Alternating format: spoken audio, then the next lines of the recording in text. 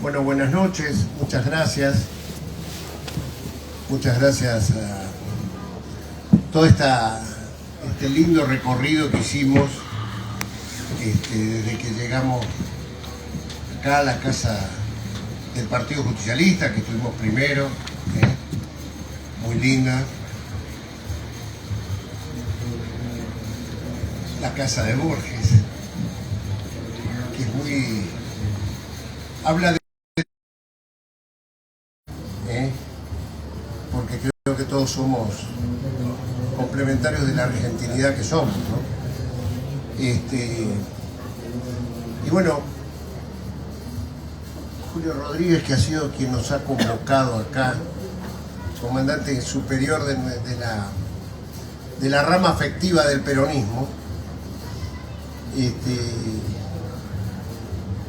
me propuso de por qué no presentábamos acá en la Feria del Libro, que me encanta esta Feria del Libro, de Adrogué, Historias secretas del peronismo, libro de Alejandro Tarroya, un gran historiador peronista que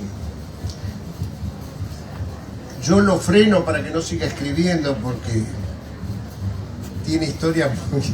Le digo, para que... Hemos compartido otros libros que él me ha pedido que le presentara y hemos compartido polémicas por esos libros. Él escribió un libro que yo recomiendo, para mí uno de los ensayos políticos más importantes de la historia del peronismo hacia adentro, es el de Guardia de Hierro, que lo tienen 2 o 3 versiones de Alejandro. Llega hasta el Monsieur Bergoglio, ¿no? En uno de los estudios. Y con toda esa polémica que encierra Guardia de Hierro, alguna vez casi cobramos presentando un libro con unos guardianes, tuvimos que frenar, pero bueno, quiero decirles que historias del peronismo, historias secretas del peronismo, de Ediciones de la Grieta, miramos el nombre, después vamos a hacer un reconocimiento a la editorial. Pero estoy medio afónico, pero quiero contarles que para mí las historias del peronismo, yo siempre hablaba con Alejandro, es historias secretas del peronismo. El peronismo está construido de boca en boca. Nosotros nos hicimos peronistas por lo que le creíamos a Eduardo Fabiani, por ahí allá en la Cátulo Castillo, que nos contábamos historias cuando estábamos prohibidos, porque más tiempo hemos estado prohibidos que permitidos, y nuestra generación se hizo con el peronismo prohibido, y nos creíamos las historias que nos contábamos entre nosotros y que después en serio fueron plasmadas en libros, pero que por ahí, y historias que vamos aprendiendo porque tampoco se escribieron. Los otros días fue el 16 de junio, yo fui a la Plaza de Mayo a las 11:30 de la mañana porque me convocaron unos compañeros y la verdad que aprendí de estar organizándose los familiares de las víctimas de aquel 16 de junio del 55, donde todavía no se ha podido salir de ese shock de invisibilización que ha tenido la historia para con ese asesinato a mansalva desde aviones que preanunciaban un golpe. Y miren lo que aprendí ese día, decía una de las compañeras que hablaba ahí. Ese golpe,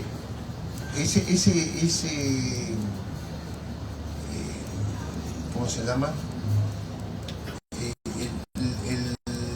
El vuelo, los vuelos del 16 de junio fueron 3 meses antes del golpe de septiembre del 55. Lo mismo pasó en el famoso levantamiento de la Fuerza Aérea de Capellini, que fue la Fuerza Aérea siempre marcando la señal para el golpe. Acordémonos, y ya estamos contando historias secretas, acordémonos que el golpe de Capellini del 76, que fue en febrero creo, ese intento de golpe, el levantamiento, diciembre, sirvió para sacar al comandante de la Fuerza Aérea, que no era golpista, se llamaba Fautario, y lo pusieron a Agosti, y ahí empezó el golpe. Ya estaba Macera, ya estaba Videla, faltaba que la Fuerza Aérea fuera golpista, y la sublevación de Capellini sirvió para sacar al comandante de la Fuerza Aérea, que no se pegaba al golpe militar. Bueno, eso del 16 de junio fue igual con respecto al 16 de septiembre. Lo único que en ese se mataron más de 190 personas y cerca de 1000 heridos. Y todavía es increíble, ¿no? Ese día la noticia de los diarios era el avión venezolano iraní, y no la barbaridad que sucedió, que se llevó 190 muertes de argentinos inocentes que iban caminando en la zona de la Plaza de Mayo, porque estaban laburando, pues estaban como corresponde a cualquier día de semana que uno...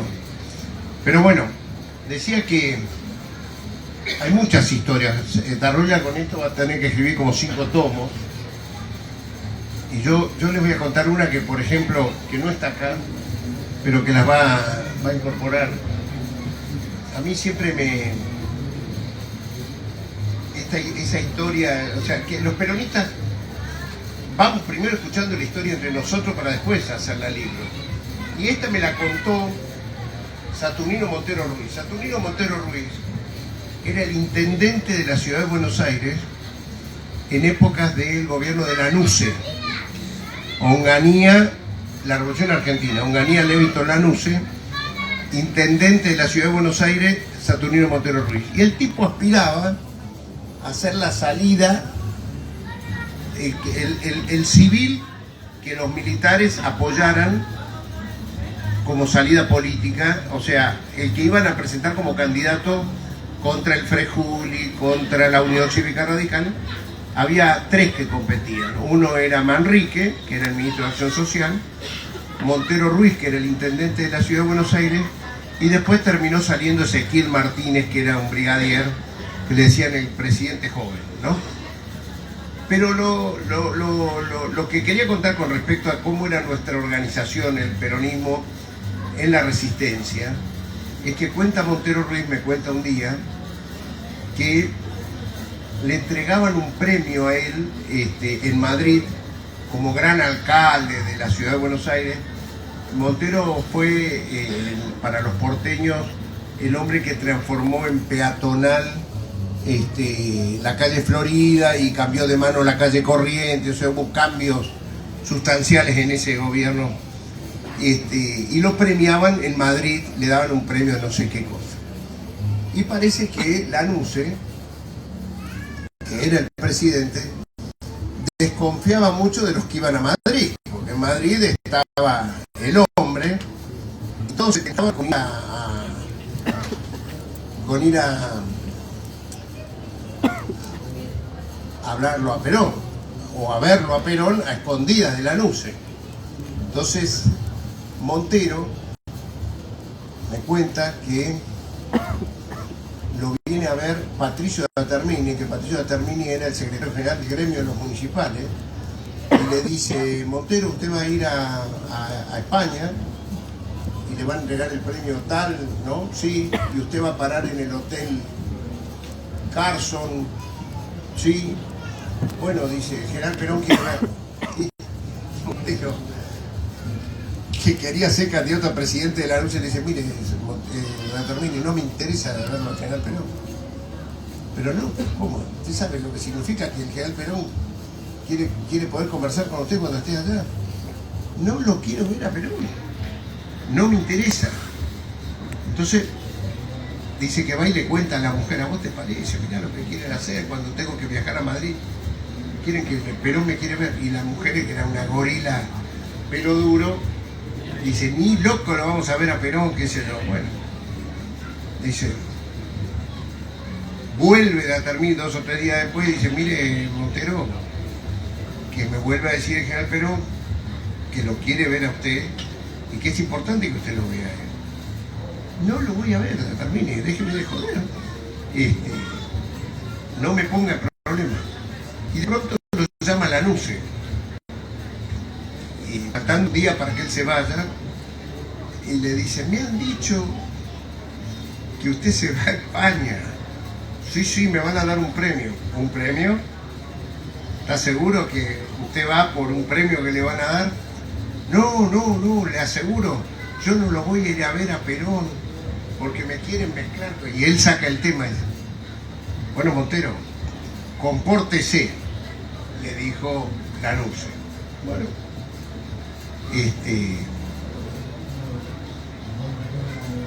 vuelve, dice, viaja con la mujer, suben al avión de Aerolíneas Argentinas, están a 12.000 metros de vuelo, y viene la azafata y le dice, doctor Montero Ruiz, el comandante lo invita a la cabina, y en esa época que lo inviten a uno a compartir un poquito del vuelo en la cabina era como un homenaje que le hacían, ¿no? El piloto. No estaba prohibido ir a la cabina y mirar desde la cabina del avión. Y efectivamente, Montero acepta. Entonces cuando llega Montero a la cabina, el copiloto se levanta y se sienta Montero y lo deja solo con el comandante, y el comandante dice, mire, yo soy el comandante Peralta, soy comandante de Aerolíneas Argentinas, pero a mí no me tocaba conducir este vuelo. Yo estoy acá porque integro el Comando Superior Peronista y vengo por orden del general Perón, que usted va a parar en el Hotel Carson, habitación 505, y el general Perón ha tomado la 507, la 509 y la 503. O sea que usted tranquilamente va a poder verlo a Perón sin que Lanuse se entere, sin que nadie se entere, porque en las habitaciones hay una puerta dentro que usted puede pasar a la que sigue. Dice, y para que su mujer no se entere, le dice, lo hacemos a las 3 de la mañana. Y Montero dice, pero a 12.000 metros de altura. ¿Qué puedo decir yo? ¿Me voy a retobar? Me tiraban. Y efectivamente, dice, fue a las 3, la dejé durmiendo a mi mujer, y a las 3 de la mañana abrí la puerta y estaba en la habitación contigua el general Perón y Jorge Antonio. Y habían preparado una mesa donde cenamos. Y realmente yo me sentía, decía, pero ¿cómo salgo de esto? Porque estos hablaban y hablaban, y yo decía, que no me hablen más, porque yo cuanto menos cosas me hablan, menos voy a saber de cosas. Hasta que en un momento dado Perón le dice, mire, Montero, yo quiero que usted le diga a Lanuse, no, espere, yo no le voy a decir nada a Lanuse.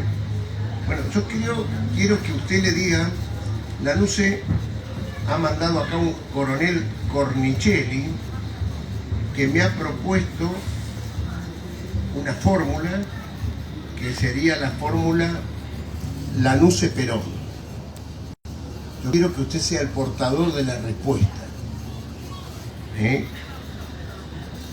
No, le dice Montero, yo quiero tratar una cosa, general, no me diga, yo estoy acá por cortesía, por esto, por lo otro, pero yo no voy a llevar ninguna respuesta. No estoy habilitado. Bueno, usted haga lo que quiera, pero dígale que la fórmula es Perón-Lanuse. Si no, no hay fórmula. No, dice, yo no le voy a decir nada, busquen otro que se los diga. Pero yo no, para nada. Entonces quedé en eso. Jorge Antonio era muy amable, bueno, Montero Ruiz, está bien. Y pasé los días que tenía que pasar, me entregaron el premio, me vino a ver el embajador argentino, que era un hombre muy alcahuete de Lanús, Rojas Silveira se llamaba el embajador de Lanús en Madrid, que tenía como único fin ver quiénes se juntaban con Perón, y dice que Rojas Silveira lo miraba y le decía: usted estuvo con Perón. Yo no estuve con Perón, ¿cómo que? Usted está loco, Rojas Silveira. Rojas Silveira fue el encargado de entregarle el cuerpo de Eva Perón a Perón en el año 72, cuando antes de que Perón viniera en el primer regreso que hace, que fue una de las condiciones que Perón había puesto para poder a quienes estaban interesados en que viniera a la Argentina a pacificar, ¿no? Que eran sobre todo los italianos de la PIA. Y bueno, dice Montero, vuelve a Buenos Aires, no dice nada a nadie, y de pronto dice, lo llama el general Lanuse. Y dice: Montero, venga a comer conmigo, cuénteme cómo le fue por allá. Y dice: yo fui y me pongo a hablar con Lanuse, y el premio, le llevé la foto del premio, y estábamos conversando con Lanuse, llevamos 1 hora y media, y dice: Lanuse, escúcheme, Montero, ¿a usted no le mandaron un mensaje? Y, ¿qué mensaje? Vamos, Montero, no se haga el pelotudo, que es por lo único que hice que le dieran un premio en Madrid. Y efectivamente le dice que sí, que estuvo con Perón, y que Perón planteaba que no aceptaba la fórmula de Lanuse Perón. Pero bueno, esta es una historia verdadera, una historia que muestra cómo era la organización que tenía el peronismo en esa resistencia, que existía un comando superior peronista, que increíblemente los comandantes de aerolíneas argentinas organizados en lo que hoy sería el gremio de pilotos de aerolíneas tenían un concepto, porque había que trabajar con Perón fuera de la Argentina, ¿no? Con el jefe en el exilio, y era increíble cómo se podían resolver esas situaciones de diálogo. Bueno, esa es una de las historias. Hay otra historia que inclusive yo la tengo acá en un audio. ¿Para Eduardo? Sí. ¿Podemos adelantar a Ediciones de la Grieta que se preparen para incluir esta historia en el tomo 2 de Historia Secreta del Peronismo? ¿Cómo no? Bien. ¿Cómo no? Tomen nota. Y cuento una chiquita, y después te cedo vos, que es muy buena, que me la cuenta Carlos Maslatón. Maslatón es un personaje que fue compañero mío de facultad. Es un personaje que yo podría escribir un libro de las locuras de Maslatón, lo que él practica, las hace. El tipo un día, por ejemplo, murió Chávez, y él viajó y se fue al sepelio de Chávez. Alguien le había dicho que Chávez había muerto 2 meses antes. Entonces decía: yo quiero ir al sepelio de Chávez y ver si es Chávez o es la figura que hace Chávez. Y efectivamente viajó, y cuando está pasando frente al cajón hace que se desmaya Maslatón y toca. Y dice: y era Chávez, era Chávez. Pero eso lo hace ahora, por ejemplo, la guerra Ucrania-Rusia. Él viajó a Rusia y fue a agradecerle a Putin todos los servicios que él le ha dado a la comunidad judía. Y cuando todos son ucranianos, él es pro-Putin, y le hizo todo un homenaje que lo filmó. Y bueno, porque él dice que los rusos fueron los que pudieron salvar la vida de Auschwitz, y eso no se lo debe olvidar nunca un hombre bien nacido. Bueno, Maslatón me manda en el 2012, estaba en Israel y había ido a ver, tuvo la suerte de poder tener una larga charla con quien presidía el Estado de Israel. Y dice que sorpresivamente, ¿cómo es que se llama? Con Simón Pérez. Y Simón Pérez le dice, ustedes son argentinos y yo quiero que le manden un gran saludo a Cristina Fernández de Kirchner. Para mí ha sido él y Víctor Aparicio, su marido, Néstor Kirchner, con quien yo competí en las Naciones Unidas, han sido gente muy valorada por nosotros, pero aparte quiero que sepan que acá el Estado de Israel, yo mi primera actividad en el año 48, que es en el año que es la independencia de Israel, yo viajé a la Argentina con mi primer cargo, que era director de comercio exterior, a vender productos israelíes. Salí a recorrer el mundo y el primer país que fui fue Argentina. Y me atendió el propio presidente Juan Perón. Y gracias a Dios estaba al lado de él su mujer, Eva Perón. Entonces dice que Perón le decía, ¿y qué es lo que vende usted, Pérez? Dice, no, mire, no, estamos vendiendo, tenemos limones y que esto y aquello. Y Pérez dice, yo limón tengo. Y vale, Juan, ¿no te das cuenta que no es un problema que tenemos? Ellos necesitan vender. Y me compró los limones. ¿Y qué más tiene, Pérez? Y vendemos melones que producimos en tal lado, que esto, ¿no? Pero melones nosotros tenemos, pero comprale, Juan, ¿no te das cuenta? Y me compró todos los productos gracias a que Eva Perón le decía de lo que se trata de que los podamos ayudar porque ellos necesitan que alguien les compre lo que ellos producen.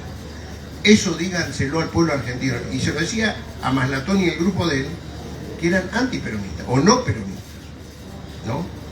Y ellos cumplieron con el mandato y nos mandaron un audio, que si hay tiempo después me gustaría que lo escuchen, donde cuenta esta historia, como la historia verdadera de quien presidía el Estado de Israel hasta hace 6 años, porque murió Pérez,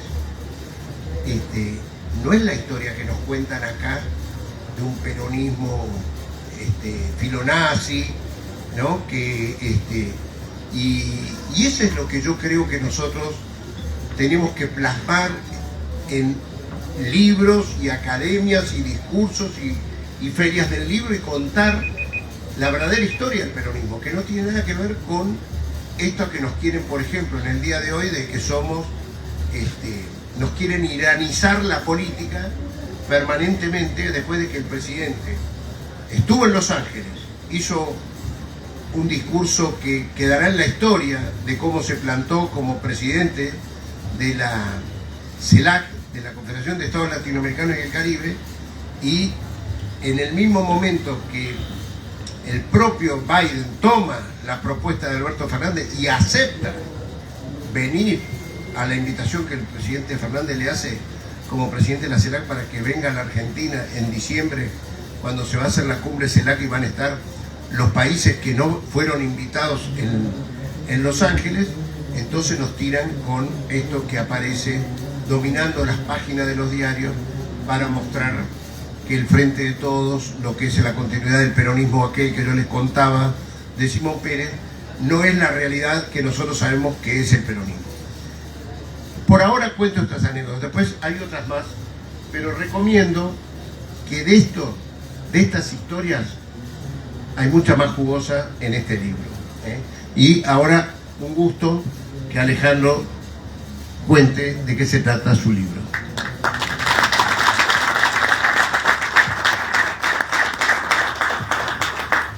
Gracias, Eduardo, gracias a las autoridades de Almirante Brown, a los organizadores de este evento, en esta feria que es una de las más importantes de la provincia de Buenos Aires y una de las emblemáticas en el conjunto de la Argentina, ¿no? De manera que estoy muy agradecido por eso, muy agradecido por la presencia de Eduardo, que siempre, como cuando yo publiqué la segunda edición de Guardia de Hierro Perón a Bergoglio, que es lo que se refería Eduardo en un principio, se lo dediqué por la generosidad, que es una cosa permanente en él, ¿no? Y en el aportar su conocimiento, su saber. Tanto que esta mañana estaba llegando, yo no sabía, estaba llegando del exterior, Eduardo. Y me llama, porque yo lo estaba llamando y no podía encontrarlo, y me llama para avisarme que estaba ahí. Y dice, bueno, 4:30 te paso a buscar, y ahí estaba. Llegó, ¿a qué hora llegaste? A las... Pero no, a las 6. A las 12 del mediodía. Bueno, esa es la generosidad permanente de él, que la aplica también en los términos de la historia. En este libro aplicamos un poco lo que él planteaba, en el sentido de tomar aquellas historias que se pierden muchas veces, y en esta vocación polifónica que tiene el peronismo, ¿no? Esa cosa coral de contar las historias a partir de cada uno de los pequeños encuentros donde se van plasmando, para que luego se las vaya trabajando en la palabra, muchas veces en el cine, en otros renglones de la creación, que tiene que ver con la escritura, con el arte y con el arte en general, ¿no? Y entonces la idea siempre es poner esas historias, como esta maravillosa que contaba recién de los años 72, cuando el general Perón se prestaba a regresar a la Argentina. Entonces se trata de ir trabajando historias que uno va reuniendo, que va escuchando, que va seleccionando para luego investigarlas. Y ahí hay una mezcla de historias que son nuevas. Ahí yo, por ejemplo, en el primer capítulo trato un tema que tiene que ver con Getúlio Vargas, con Perón desde el principio. Hay un anecdotario que tiene que ver con el 17 de octubre. Una historia que nos permite ver el vínculo que existía entre el gobierno de Getúlio Vargas y el de Juan Domingo Perón. Ese vínculo que tenía que ver con el saber, ¿no es cierto? Ese saber profundo que tenía Perón, y esa vaquianía de conocer el campo y a quienes se movían en campo, ¿no? Entonces ahí hay un relato en relación que tiene que ver con el 17 de octubre, es decir, cómo eso cambia algunas historias que cuentan por ahí del 17 de octubre. Bueno, acá está a partir de un testimonio directo de uno de los hombres más importantes del equipo de Getúlio Vargas en la Argentina en aquellos años. De ahí Perón va a tomar muchos de los elementos que hacen a las leyes del trabajo. Recordemos que Getúlio Vargas había asumido en 1938, si no me equivoco, donde nace el Estado Novo en Brasil, y ahí nace el Ministerio de Trabajo, que Brasil no existía. Era un poco aquello como lo que Perón le dijo a Carrillo alguna vez cuando lo llamó para ser ministro de Salud. Dijo, ¿cómo puede ser que en un país donde hay un ministerio para las vacas no haya un ministerio para la salud, ¿no? También algo parecido ocurría con el Ministerio de Trabajo. Hay historias que se refieren a personajes específicos, Ramón Carrillo, Hugo del Carril, Ramón Carrillo, que hoy haciendo una recorrida muy interesante a través tanto la sede del Partido Justicialista, la Casa de Borges, aparecía el nombre de Ramón Carrillo vinculado a una quinta Villa Antares, que la está trabajando el gobierno de al intendente Fabiani. ¿Qué tal? Buenas noches. Están trabajando para recuperarla, ¿no es cierto? Y que yo recuerdo, ahora cuando ellos me contaban, recuerdo que una de las entrevistas que yo hice para lo de Ramón Carrillo fue a la viuda de Ramón Carrillo, que ya falleció hace unos años, y ella me habló de esa quinta, de algunos encuentros y cosas cuando estaban en ese momento ahí, y ahora la vuelvo a recuperar acá en la gran tarea de esto, que tendrá que ser también parte de una nueva historia, es decir, cómo aquello que fue Ramón Carrillo, que fue el peronismo de aquellos años, lo que significó en la salud, está siendo reivindicada para la historia por un municipio que es el municipio de Almirante Brown. Las historias entonces se van enhebrando, ¿no es cierto?, en esa coralidad tan propia del peronismo, y que nos permiten, a mi modo de ver, no solamente recoger, sino sino generar nuevos contenidos a todas estas cuestiones. Hay un compañero que hace un rato conversando con él me decía, uno de los elementos centrales que el general Perón marcaba en conducción política para la construcción de la unidad es la solidaridad, ¿no? Y de algún modo me dejó pensando, porque me pareció un asunto de volver a traerlo muy interesante y que tiene que ver con eso. Las historias tienen también un flanco solidario, porque volver a contarlas, compartirlas en la tarea política, en el barrio, en la conversación común, hace a aquello que va a ser el material de los historiadores, de la gente que va a recomponer en un momento dado de la historia esa historia. Y a mí me tocó hacer ese trabajo, por ejemplo, con Hugo del Carril, que tuve la suerte de hacer la entrevista más extensa de su vida. Al principio de 1980, ya era un hombre grande, Hugo, vivía con su familia, estaba de la vista, sí, y casado con Violeta, me acuerdo, porque él siempre se refería a ella. Pero se resistía él, ¿no?, a hacer esto, de que logré yo que me recibiera a trabajar eso. Entonces esa nota que fue en ese momento muy importante, me acuerdo que incluso en España la comentó Serrat, ¿no?, le había impactado. Hugo que comenzaba a contar una historia que no era muy conocida desde sus orígenes de familia anarquista. Hablaba de que el padre de él había militado con Armando Discépolo, hablaba de los personajes de Buenos Aires, cómo se iban construyendo las identidades culturales en los barrios, de los malevos que él había tenido que atravesar para poder convivir en ese momento del tango, ¿no? Él venía de Mataderos, Flores, toda una zona con características culturales muy definidas, ¿no? Entonces ahí, en esa historia, cuando me toca escribir el libro, yo vuelvo a rehacer la trabajo para el libro, voy trabajando las cosas que va contando Hugo, algunas cosas que le agrego, las historias de él en las películas, en los problemas que tuvo, incluso en la última etapa del primer gobierno de Perón, que Perón se lo traba. Y ahí vamos configurando un personaje importante, tal el caso de Ramón Carrillo. Entonces ahí las historias cobran, me parece a mí, ¿no es cierto?, una vez que uno ha tenido cierta vinculación con el público que ha leído el libro, que además les cuento que la editorial lo tiene ahí en una mesa atrás de todo, para cuando terminemos este encuentro. Y entonces esas historias se van a ir celebrando con las que vienen, porque esta es la primera parte del libro, con las que vienen. Pero en este caso también está Dardo Cabo, historia de los Petit y algunos datos importantes de la vida de Dardo Cabo que tienen que ver, entre otras cosas, con algo que Eduardo señalaba cuando recordaba el 16 de junio de 1955. Dardo Cabo también tiene ahí una pérdida muy importante, y esa historia me costó relevarla porque aparecían dos madres de Blanca no era. Claro, exactamente, Blanca no era su mamá. Y a mí lo que me pasó, que cuando yo recojo la historia, busco María Campano, era su primera mamá, yo tengo que esto se los cuento a ustedes, no está en la historia, la tengo que llamar a Blanca, que Blanca era una mujer maravillosa, amorosa, y ¿cómo le digo por ahí? Yo le digo esto y resulta que no es cierto, y me saca corriendo, ¿no? Y entonces cuando se lo cuenta, me dice, por supuesto, esto es así, Dios me dio la oportunidad de ser la madre de Dardo, porque había perdido a su madre el 16 de junio de 1955.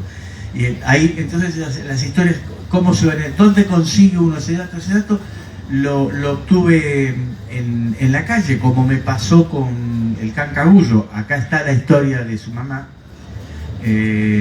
Ángeles María Aieta, italiana, que fue tirada de los aviones en la Etna, secuestrada. Recordemos que Dante estuvo 8 o 9 años preso, que su hermano Jorge fue asesinado, estuvo desaparecido, sí fue asesinado. Y su madre también, en ese drama que él vivió, ¿no es cierto?, para lo cual, mientras él estaba preso, ambas historias, exacto. él no tenía la menor idea, y entonces aparece una historia vinculada con Italia, que es muy interesante. Con la mamá de Dante era italiana, entonces aparece esa historia, y es el canca que me va a llevar a otras de estas historias, que es una historia, es la de esta chilena, una mujer chilena que actuó mucho en política con el gobierno del general Ibáñez del Campo, 1953-1958, en Chile, y que cuando yo empiezo a investigar me doy cuenta, digo, pero el partido de Ibáñez del Campo lo organizó Peronista, no puede ser que... Cuando empiezo a hilar, esta mujer imitaba a Evita y tenía un peso muy fuerte en las manifestaciones callejeras, y entonces veo la organización del partido y digo, esto fue un argentino. Entonces estoy un año preguntando. En el peronismo uno hace de ese modo, lo llama a Eduardo, lo llama a otro compañero, lo llama a un tercero, cuarto, y de pronto el canca me dice, claro, dice, sí, la Beba Gil, dice, esa fue la que organizó el partido. ¿Y quién es la Beba Gil? Dice, la Beba Gil es una concejal de San Martín, falleció en el 18 de 93, 94 años, así que a buscar esa historia que surge de esta polifonía a la cual yo me refería al principio, que Eduardo lo recalca en el prólogo, ¿no es cierto? ¿Sí? No hay que olvidar que este libro tiene un prólogo de Eduardo que es excelente, que acompaña, es una definición de lo que uno va a encontrar dentro de ese texto. Entonces así van generando, van surgiendo esas historias que nosotros, para nuestra formación, muchas veces antes y luego para recrearlas y para compartirlas, damos con ellas y las damos a conocer. La tarea de uno en ese terreno es una tarea ardua, ¿no es cierto? Porque hay que buscar las referencias en los diarios, en las revistas, hoy en día en la fílmica, ¿no es cierto?, en lo que es el video, las entrevistas, buscar las entrevistas, los libros, las referencias en los libros, que son de enorme cantidad, y revolver los archivos de los diarios, ¿no es cierto? Acá yo siempre hablo de crónica, ¿no? Crónica, el archivo histórico de crónica de los años 60 y 70 es realmente indispensable para alguien que haga la historia del peronismo, ¿no? No en vano de Firme junto al pueblo con García, con Ricardo García, que además es uno de los hombres que va con el Comando Cóndor a Malvinas, como un periodista que viajaba a Ushuaia, casualmente, mientras en la historia nos vamos a enterar de que García sabía absolutamente todo y hasta había hecho aportes económicos para ese viaje. Incluso hay algo que yo en el libro señalo, Bandora había aportado, dirigente de Aragón, había también aportado para ese fondo, que era lo que Dardo llevó al Cóndor.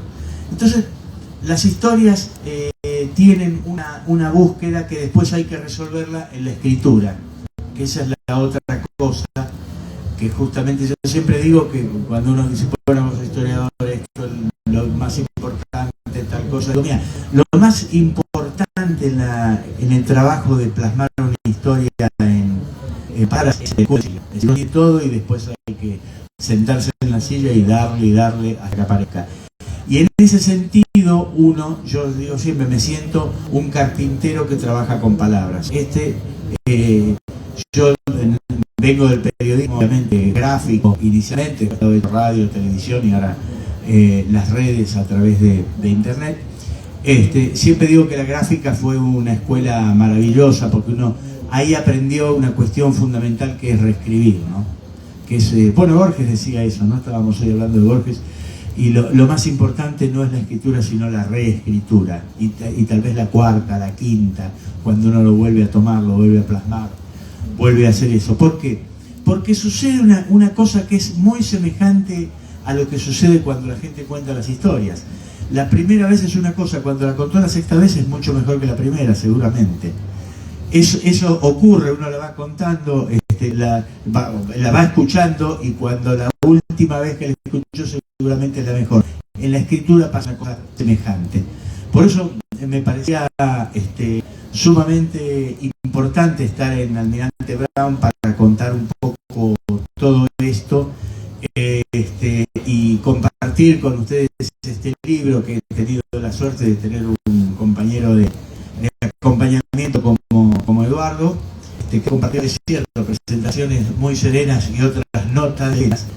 Su intervención fue clara, porque esa presentación de Guardia y Hierro yo me había calentado y Eduardo fue el que puso esas cosas que suceden muchas veces. Bueno, el peronismo es caliente además de todo, ¿no? Y también una cosa que es importante, que yo siempre digo, el peronismo además de todo es América, ¿no? Es americano. Y es un dato que me parece, porque muchas veces esas historias contadas en otros lugares o vistas en otras partes tienen visiones de otro lugar. ¿Cómo eso sucede? Es muy sorprendente, ¿no es cierto? Pero eso sucede en América, porque como decía Amelia Podetti, que yo lo recojo en Guardia de Hierro, es América confirma el universo. Y de algún modo nosotros tal vez con estas historias desde nuestro lugar político de nuestro país, el país que amamos, querramos decir también un poco que el peronismo confirma el universo. Muchas gracias.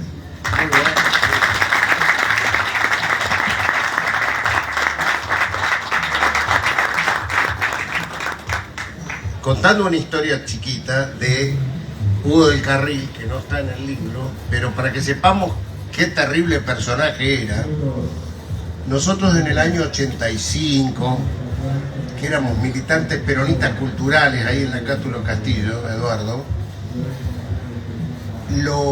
íbamos a ver a Hugo del Carril, que vivía ahí por la calle Sarmiento y Riobamba, por ahí cerca del sindicato encargado de edificios, que se estaba quedando ciego, se había quedado viudo ya y no tenía plata. Entonces fuimos a ver, queríamos que Hugo no la pasara mal, era nuestra máxima figura cultural, con una historia de que durante los 18 años le prohibieron actuar, le prohibieron trabajar. Entonces, Pacho O'Donnell, que era ministro de Cultura de la Ciudad de Buenos Aires, inventa el cargo, la condecoración de Ciudadano Ilustre de Buenos Aires para dárselo a Pacho O'Donnell, a Hugo del Carril. Y Pacho era radical. Entonces, lo bueno que tenía el título de Ciudadano Ilustre era que en la ordenanza decía que Hugo del Carril iba a tener el sueldo de concejal de por vida, y con eso le resolvíamos el tema. Y bueno, fuimos a verlo a Hugo del Carril, y Hugo del Carril dice: mire, yo no acepto homenaje, nunca aceptó un homenaje, pero en este caso, dice, tratándose del adversario político, que son ustedes los radicales, le dice a O'Donnell, yo voy a aceptar eso, pero con una condición: que no tenga ningún sueldo. No acepto que tenga, que era la clave por el cual nosotros queríamos, y él aceptó el título de Ciudadano Ilustre de Buenos Aires, y hubo que modificar la ordenanza para todos los que venían después, nunca más. Pero eso era Hugo del Carril, ¿no? Que no aceptó que le dieran absolutamente nada, a pesar de que estaba en un estado de necesidad grave. Digo, son los próceres que tenemos, y que junto con Leonardo Fabio creo que deben ser las dos máximas figuras que tenemos los peronistas, ¿no? Y que no murieron con la vida hecha, al contrario, hoy no se pueden ver las películas de Fabio porque están embargadas, por ejemplo, porque los chicos no tenían, bueno, en fin, es toda una situación, y esto es lo que nosotros tenemos que reparar, ¿no? Primero, contar quiénes son ellos verdaderamente, y segundo, resolver, porque creo que deben ser de los dos artistas que más nos legaron una obra completa. Hugo, ¿quién no escucha la marcha por Hugo del Carril? Y particularmente yo a uno de mis hijos lo hice peronista con Sinfonía de un Sentimiento, porque yo la estaba mirando, él tenía 6 años y me decía: papá, pon el que viene, pon el que viene. Eran como 5 videos en esa época, y bueno, entonces son historias para el próximo libro de Alejandro. Conversemos si quieren, y muchas gracias y un gusto de estar acá.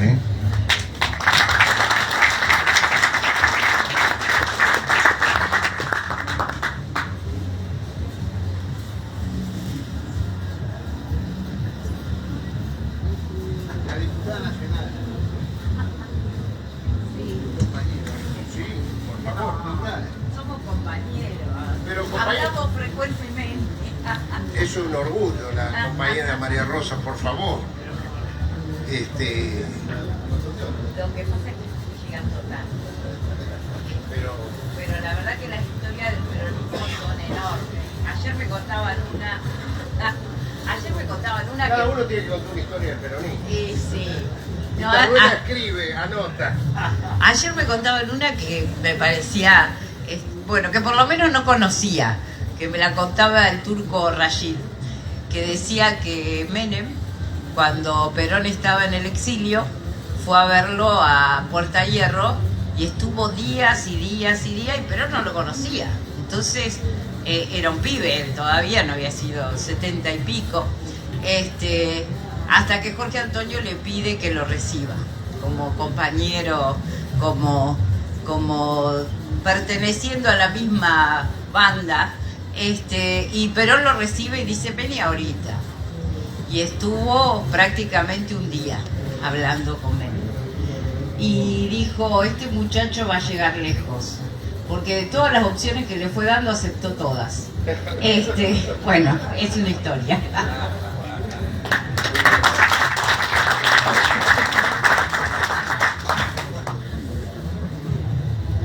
Bueno, queremos escuchar la palabra del intendente. Bueno, muchas gracias. Perdón, también llegué tarde, María, somos dos. No, yo no tengo muchas historias del peronismo. O tengo, en realidad, por ahí, por venir de una casa peronista,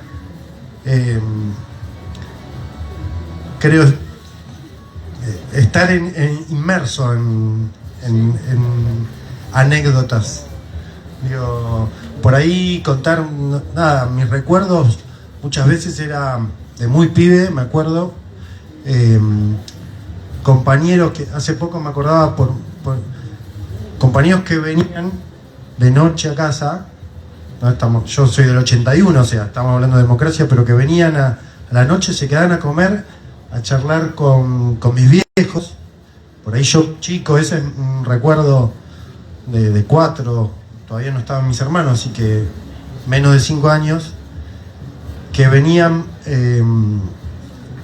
a charlar de política, a hablar, y solo venían, comían y después se iban de noche. Y digo, era como para mí raro. Compañeros que muchos los conozco, digo, ¿no? Bueno, que siguen acá y otros no, que ya no están, pero el otro día no sé por qué me vino esa idea, y cuando a veces a compañeros de mi edad, digo, que por ahí empiezan a militar a la adolescencia, digo, una de las cosas que me queda marcada de la generación de ustedes es cuando hablan de algún compañero y se le llenan los ojos de lágrimas. Me pasa a mí sin que me haya pasado, pero esa cosa de no nombrar, decir la M, decir, digo, de dar a entender cosas, digo, y es lo que yo me crié, digo, por eso ahora no me acuerdo de ninguna anécdota. Lo que me acuerdo que siempre yo lo cuento, porque bueno, está mi tío acá también. Digo, nosotros en Navidad y Año Nuevo no bailamos como la mayoría, me imagino que acá pasa muy seguido, no bailamos ni nada. Siempre terminamos discutiendo de política dentro del peronismo, pero terminamos medio a los gritos dentro del peronismo. Esa es mi anécdota, que se me ocurre ahora. Gracias. Bueno, queremos escuchar una reflexión de nuestro diputado y jefe político de Almirante Brown. Bueno, gracias, Julio. No, primero que nada, gracias, Eduardo, gracias, Alejandro, por estar acá. bueno, muy ricas las anécdotas que Juan siempre me cuenta y que le digo a Daddy, bueno, espero que Juan no cuente, pero yo siempre le digo, lo voy a decir yo. Juan siempre cuenta que a veces los compañeros decían que Daddy se iba, ¿no?, a la casa de otro compañero, iba a dar una charla y se le olvidaba a Juan en la casa de los compañeros de meterle y de no parar, ¿no? Esa siempre la contaba, la conté yo hoy. Esa es la que cuentan todos los compañeros. Pero no, digo, de verdad, un agradecimiento por estar acá, por acompañarnos, compañeros de tanto tiempo, y digo siempre que en momentos difíciles hay que apelar a la memoria, hay que apelar a nuestras raíces, hay que apelar a nuestras banderas, y hoy acá con muchos compañeros y compañeras brownianos con tanta historia dentro del peronismo son los que a nosotros nos marcan un camino, ¿no? Nos generan una fuerte responsabilidad en los momentos difíciles como el peronismo tiene que marcar un rumbo. Y por eso para nosotros es un orgullo. Este es un evento muy lindo, pero que siempre, todos los años, este es el 6º año, siempre ponemos una cuota de peronismo, una cuota de claro peronismo, o varias cuotas. Anoche tuvimos a Peter Capusotto, que le puso también, desde otro lado, le puso también una cuota muy divertida, y también tuvimos una cuota interesante con la presentación de un libro que le regalamos a Eduardo, que también habla de la historia de nuestro distrito, y de un distrito que a nosotros nos gusta decir, y acá en este ámbito lo podemos decir, que es un distrito peronista. Por eso, de verdad, muchísimas gracias a ustedes, pero sobre todo muchísimas gracias por haber convocado a muchos compañeros y compañeras de muchísima historia peronista en Almirante Brown.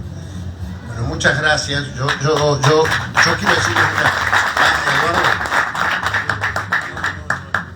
yo quería decir una cosa. Les voy a decir una cosa ya fuera de las historias, sí de este presente.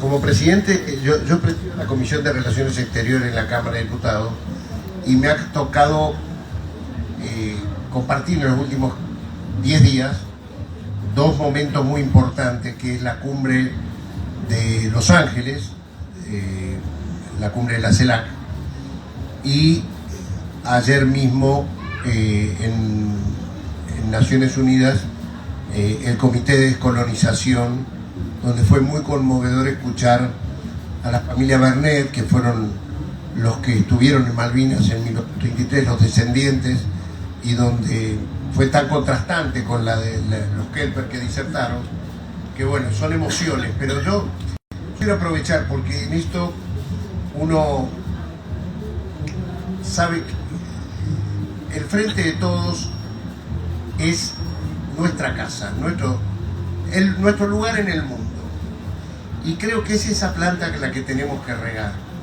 Les digo porque he recorrido bastante en este tiempo la realidad de América Latina, y uno sale acá, cerca, acá, porque nos están queriendo convencer de que estamos en un pésimo momento de nuestro país, y la verdad que uno sale y ve que Chile acaba de reventar su sistema político, y el país que nos ponían como ejemplo está emergiendo una generación que tiene como símbolo de que a su generación le han quitado los ojos en una represión hace un año, no hace tanto tiempo. Si uno sube un poco más arriba, ve el Perú, que se devoró 5 presidentes en 4 años. Ecuador está en llamas. Acaba de decretar el estado de sitio el presidente. Colombia, han visto lo que acaba de suceder. O sea, el sistema político uribista protegido por Estados Unidos se cayó, y emerge una nueva realidad política. Venezuela, no les digo nada. Bajo a Brasil, y en Brasil Bolsonaro